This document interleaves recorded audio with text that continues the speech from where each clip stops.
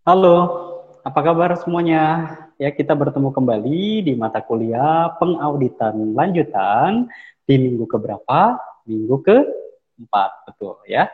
Oke, sebelum Bapak jelaskan materi di minggu keempat ini, alangkah lebih baiknya kalau seandainya Bapak flashback dulu ya terkait dengan FPS, materi yang sudah kita capai di minggu-minggu lalu. Oke, semoga sudah tampil di layar masing-masing. Oke, seperti ini ya. Jadi RPS, rencana pembelajaran semester di minggu kemarin, minggu ketiga, kalian sudah mengerjakan terkait dengan menentukan topik mini riset, mencari juga jurnal literatur yang mendasari topik mini riset kalian. Ada satu jurnal internasional dan dua jurnal nasional. Kalian juga sudah melakukan proses review yang sudah Bapak sampaikan di minggu lalu, kalian sudah kerjakan dengan cukup baik. Di minggu ini, minggu keempat, kita sudah mulai masuk setelah Bapak approval dari semua pengajuan topik yang sudah diajukan sebelumnya. Kalian bisa mulai sekarang masuk menyusun ke bab satu pendahuluan. Oke, nah di sini Bapak langsung implementasi saja ya. Contohnya ada satu uh, mini riset kakak tingkat kalian ya. Contohnya di sini ada bab satu itu isinya adalah pendahuluan, bagiannya adalah latar belakang masalah ya, latar belakang kenapa kalian ambil topik itu, kalian harus jelaskan tentu dengan fenomena apa yang terjadi sehingga kalian termotivasi untuk mengambil topik itu, alasannya apa, terus juga kira-kira peneliti sebelumnya, literatur terdahulu itu seperti apa? Apakah memang dari tiga penelitian yang sudah kalian review itu ada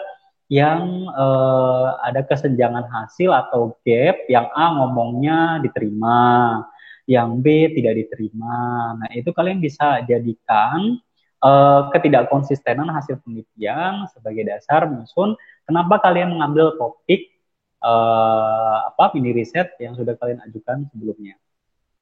Berikutnya kalian tentukan juga rumusan masalahnya yang kalian akan analisa.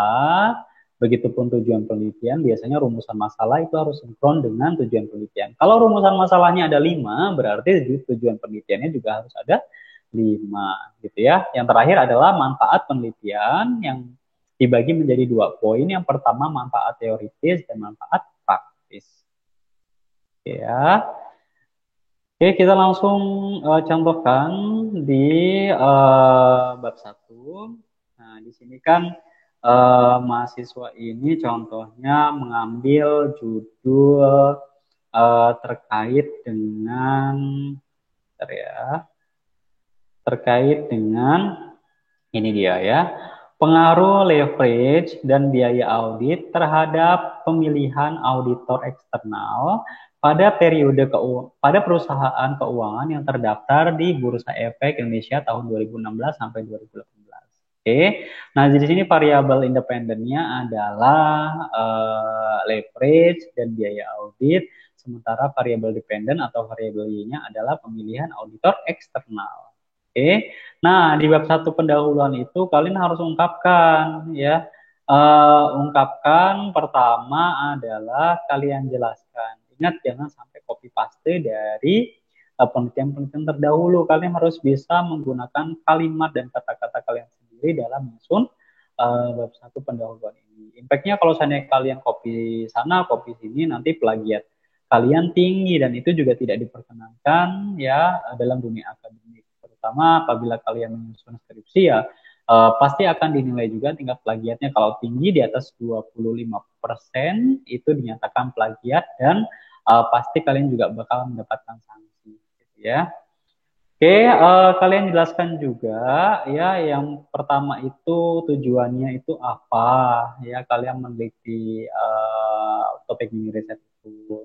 Terus juga fenomenanya apa. Contohnya di sini peningkatan keuntungan dari pemegang saham tercermin dari kemampuan perusahaan untuk menggunakan aset. Nah, itu kan itu ya sinkron juga dengan variabel yang diambil. Jadi fenomena yang diambil itu harus sesuai dengan topik yang kalian ambil atau judul yang kalian usulkan kemarin.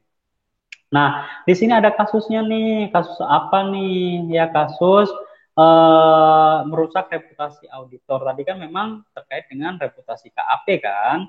Nah, di sini ada KAP Satrio Bing Eni. Nah, 2018 usahakan fenomena juga yang terbaru. Jangan tahun 90-an, tahun 2000, yang minimal 5 tahun ke belakang kalian bisa ambil. Tapi sejauh itu ya yang paling lama itu kalian tidak boleh ambil karena fenomenanya pasti akan berubah gitu ya.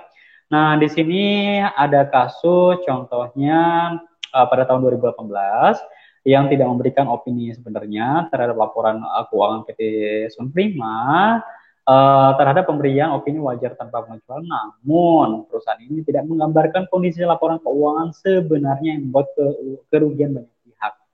Yang pada akhirnya membuat OJK memberikan sanksi administratif kepada dua auditor dan KAP yang bersangkutan. Ya, kalian jelaskan tuh fenomenanya, ya ada masalah apa. Kalau di audit ya berarti ada nggak permasalahan pembayaran auditor, ya. Kalau audit bill, auditor switching, kira-kira ada masalah nggak kalau seandainya 5 tahun KAP harus berganti? Ada nggak sih KAP-KAP yang memang bandel, KAP-KAP yang tidak mematuhi peraturan yang sudah ditetapkan oleh pemerintah? Ya, kalian coba ceritakan di sini. Setelah itu kalian juga simpulkan kira-kira seperti apa kaitannya dengan topik penelitian kalian.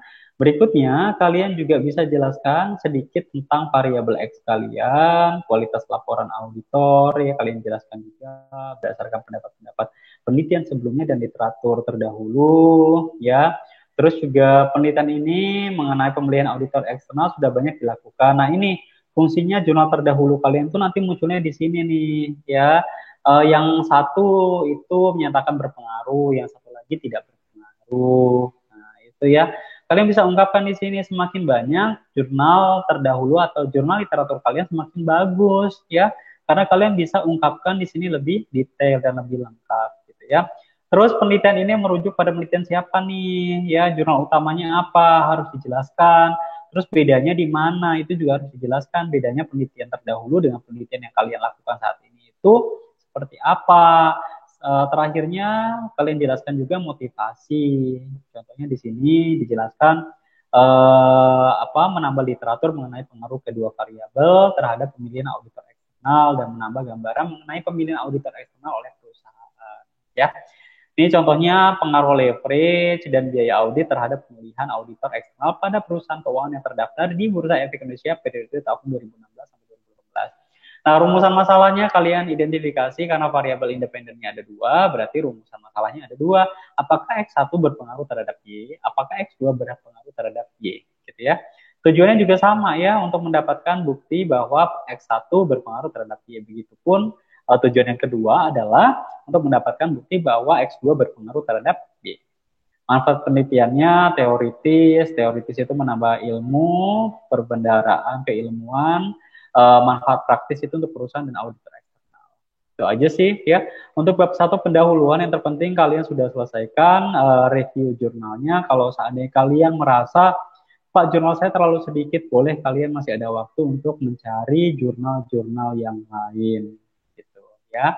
Oke, itu aja untuk pembahasan bab 1 terkait dengan pendahuluan di mata kuliah audit lanjutan dalam konteks pengerjaan mini riset pengauditan. Oke, demikian yang bisa Bapak sampaikan. Apabila ada pertanyaan, kalian bisa langsung sampaikan di Google Classroom, kita diskusikan bersama. Oke, akhir kata terima kasih dari Bapak. Ya, kita bertemu lagi di minggu depan. Oke, terima kasih dan tetap jaga kesehatan.